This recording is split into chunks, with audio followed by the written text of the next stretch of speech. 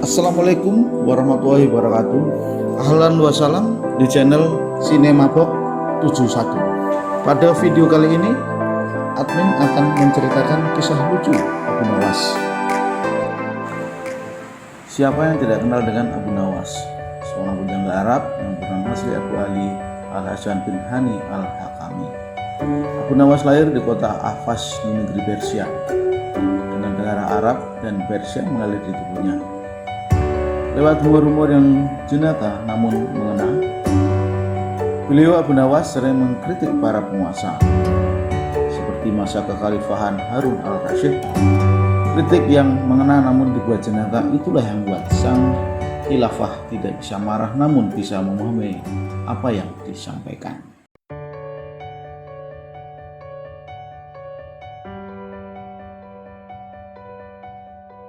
Tidak seperti biasa, hari ini Baginda tiba-tiba ingin menyamar menjadi rakyat biasa.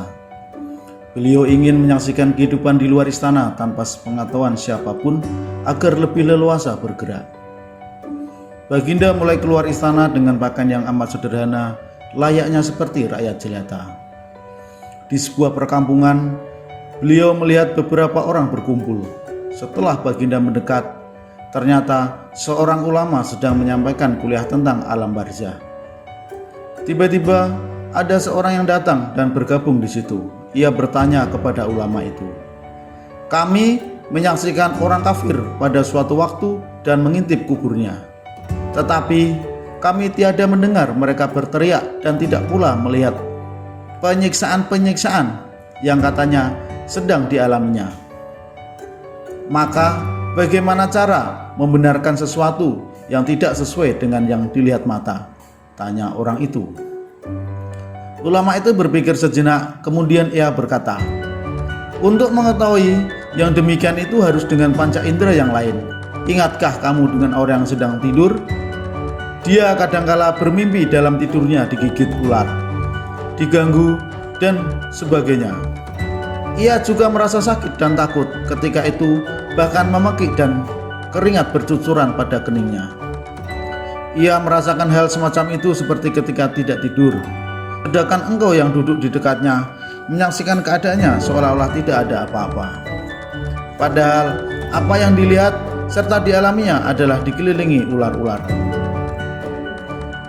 Maka jika masalah mimpi yang remeh saja sudah tidak mampu mata lahir melihatnya, mungkinkah engkau bisa melihat apa yang terjadi di alam barzah?" jelas sang ulama. Baginda Reza terkesima dengan penjelasan ulama itu. Baginda masih ikut mendengarkan kuliah itu. Kini ulama itu melanjutkan kuliahnya tentang alam akhirat.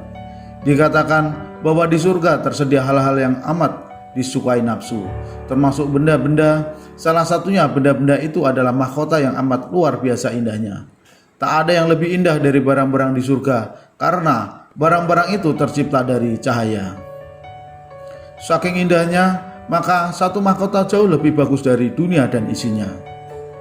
Baginda makin terkesima. Beliau pulang kembali ke istana. Baginda sudah tidak sabar ingin menguji kemampuan Abu Nawas. Baginda Raja memerintahkan menterinya untuk memanggil Abu Nawas ke hadapannya.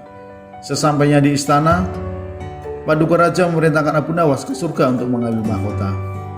"Aku menginginkan engkau sekarang juga berangkat ke surga.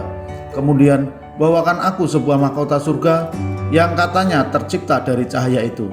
Apakah engkau sanggup, Abu Nawas?" "Sanggup, Paduka yang mulia," kata Abu Nawas langsung menyanggupi tugas yang mustahil dilaksanakan itu. "Tetapi Baginda harus menyanggupi pula satu syarat yang akan hamba ajukan," kata Abu Nawas dengan percaya diri. "Sebutkan syarat itu," kata Baginda Raja. "Hamba mohon Baginda menyediakan pintu agar hamba bisa memasukinya," kata Abu Nawas. "Pintu apa?" tanya Baginda belum mengerti. "Pintu alam akhirat," jawab Abu Nawas. "Apa itu?" tanya Baginda ingin tahu. "Kiamat, wahai Paduka yang mulia. Masing-masing alam mempunyai pintu. Pintu alam dunia adalah liang peranakan ibu.